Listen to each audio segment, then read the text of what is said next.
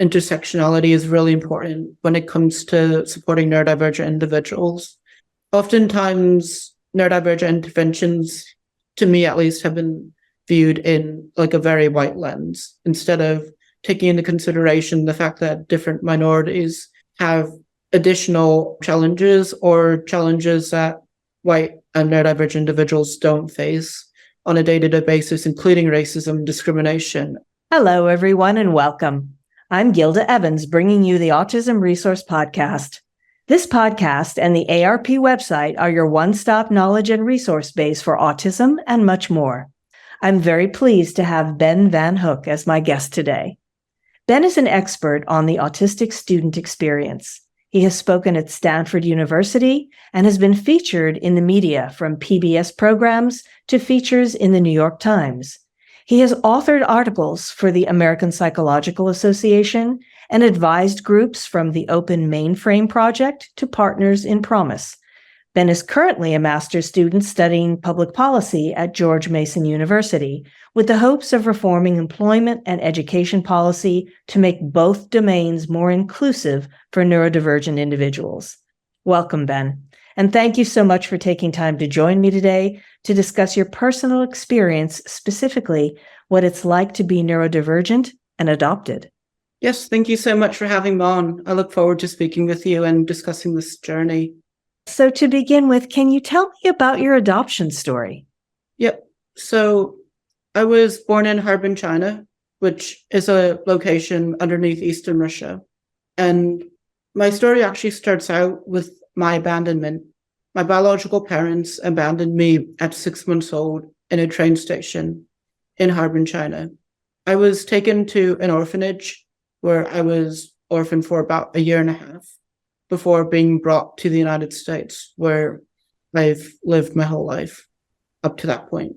Some of the traumas that accompanied this abandonment included my initial separation from my caregiver. Being separated from my mother was something that was traumatic and something that affects me to this day, because I have a large fear of abandonment and I have a large fear of people leaving me in times of need. It can make trust really hard for me, which can affect my ability to form friendships or to advocate for myself.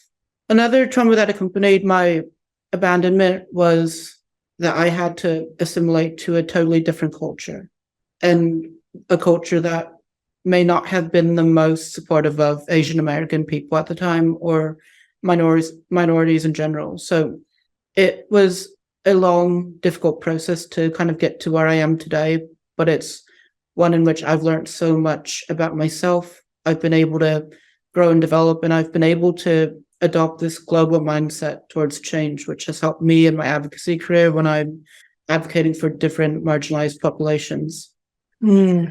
That's really an incredible story of, my goodness, just the idea that your parents abandoned you that way and left that sort of an imprint on you. So tell me, what bearing then has being an autistic adoptee had on your life, and are there any strengths that come from that? There's Been multiple different traumas, as I've mentioned, that have affected me, from my daily life to just things that have popped up like over time. And some of these are my fear of abandonment and finding it harder to make friends, finding it harder to interact and trust different groups of people, including my adoptive parents during some points. And I think part of being an adoptee is the fact that I am a different ethnicity than my parents. So they can't really truly understand my experiences, and they can't really understand how different microaggressions, how different pieces of racism, discrimination, and how different experiences of being an Asian American adoptee truly affects me. So it can be really difficult talking to my parents about different challenges I'm having in school and different discriminatory remarks that have occurred throughout my childhood and even into my adult life. But coming from the background I've come from as an Asian American adoptee, I have encountered many strengths, and one of which is my compassion and my empathy. Having been abandoned in my childhood from a different country, it's helped me become more aware of what I do have, some of the privileges I have of having this new opportunity in life, but also how, like, being able to recognize that not everyone has the same opportunities or has the same privileges that I do and that I currently possess. So it's helped me be able to empathize with other people, other cultures, and it's also helped me become more compassionate towards the needs of other marginalized communities. So having been adopted, having gone through my own traumas has really helped me put myself in others' shoes. And it's really helped me learn how to like go into each conversation with an open mind. And it's helped me develop this global mindset that we're all different. We all have different experiences and traumas, and each trauma and each experience is valid. And it's important to listen to everyone's story and see where we can support each other and how we can best support each other. Very well said indeed, Ben. Now, you have two identities going. You identify as Asian American and you identify as autistic. You mentioned discrimination. So how do those two identities work together, and how have they compounded the discrimination that you face? Can you describe that and tell me about that, please? So there's a really strong intersection between race, ethnicity, and disability. And adopted autistics who are of an ethnic minority have a different experience than adopted autistics who are white or autistics who weren't adopted. And I think it's really important to be able to recognize that and appreciate that we do have different experiences. When it comes to discrimination, it was mainly in elementary school. People were saying really rude things to me. There was this YouTube video called Stuart Goes to the Chinese Restaurant. And in this video, Stuart, who's the main character, asks the waiter at the Chinese restaurant for a Happy Meal, like from McDonald's. And when he finds out that he can't get a Happy Meal because it's a Chinese restaurant, Stuart blurts out, "I hate the Chinese." And I was watching this video with people I thought were my friends at the time. And once they saw that got a reaction out of me, they told everyone this triggered me. And as a result, people began coming up to me at school at 6, 7 years old, saying things like, "I hate the Chinese," or "Go back to your own country." And this discrimination was compounded by the fact that my teachers did nothing. They didn't really take it seriously. They basically let it happen. The only time they took action was if I reacted. I felt personally offended by some of the things that were being said. But if the teacher saw that I reacted, I was sent to the principal's office, and nothing happened to the people who were being racially abusive towards me.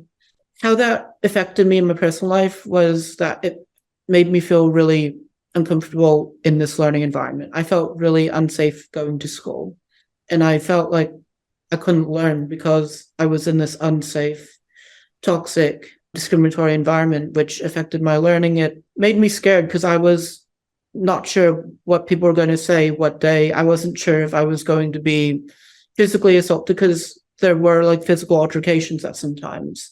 But also when I got home, I couldn't really tell my parents that I was being racially abused because they wouldn't take it seriously, similar to my teachers, because my parents were also white.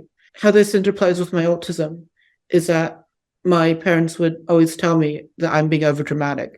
They would tell me that I was misunderstanding or misperceiving of the situation, or they would say that the kids were only joking, even though to me, jokes usually don't end in tears. My parents would brush it off to me just not understanding the situation, probably because of my neurodivergent ability. So it was just a really challenging time to be heard, to be seen, and to have my needs met. And this experience of discrimination and just it really affected my ability to self-advocate, because when I did self-advocate, when I did tell my parents what was going on, and when I did tell my teachers what was going on, nobody took it seriously. I was afraid moving forward that when I tried stating my needs, everyone would continue to brush it off and I wouldn't really be getting my needs met anyways. So it really affected my ability to self-advocate in the near and long-term futures as well. People can be very cruel. Children can be very cruel. And it sounds like a lot of the adults around you were, shall I use the word ignorant? To be kind? Blissfully ignorant. Blissfully ignorant. Yes. There's often talk, Asian Americans, they're sometimes described as being, and I'm going to put this in quotes, a model minority. How has this label affected you? Have you ever felt any pressure to conform? How has that affected you identifying both as Asian American and autistic? I've had contradictory feelings because disability in the Asian American community is something that people don't really talk about. And it's seen as like taboo, and you can be ostracized from the community for being disabled or for talking about disability. I know some people who've been cut off by their family and friends because they identified as disabled. So it can be a really fine line to kind of cross. When it comes to being a model minority, I've actually felt like my autism was a factor in this model minority status, because when I tell people that I'm autistic, people automatically think I'm like Sheldon Cooper from The Big Bang Theory, or I'm like the good doctor, and I have all of these model minority, really smart, genius-like qualities as a result of being autistic. And when I tell them I'm not like Sheldon Cooper, people are like really surprised, and it can be really challenging convincing them that I am autistic, yet I'm not like these common movie or TV show portrayals of different neurodivergent characters. So my model minority status has actually affected me more as an autistic than an Asian American, which I have found really interesting throughout my life. Yeah, it's wonderful that neurodivergent individuals are finding more opportunities in terms of portrayal in the media and on shows and things like that. But also there's pluses and minuses that come along with that, right? Yeah, I think that it's important. I think quality over quantity is very important. I think that we need accurate portrayals of neurodivergent characters. I think we need neurodivergents playing neurodivergent characters. And I also think we need neurodivergent consultants helping out with the development of neurodivergent characters, whether they're in books or whether they're in movies. Society isn't being educated in the wrong thing, or society is actually getting useful information they need to support neurodivergent individuals. Yeah, I agree with you 100%.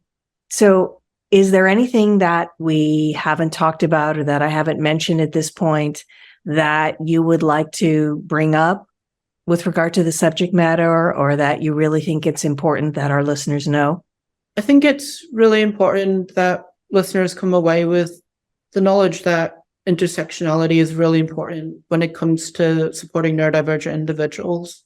Oftentimes, neurodivergent interventions, to me at least, have been viewed in like a very white lens, instead of taking into consideration the fact that different minorities have additional challenges, or challenges that white and neurodivergent individuals don't face on a day-to-day basis, including racism, discrimination, and being able to recognize this and being able to find solutions and work together to create these solutions as to how to create this neuro-inclusive classroom, neuro-inclusive workplace, or neuro-inclusive household is really important for the well-being of all students and all employees, not just the neurodivergent minorities, but it's helpful to have a safe environment for everyone in this organization or everyone in this classroom.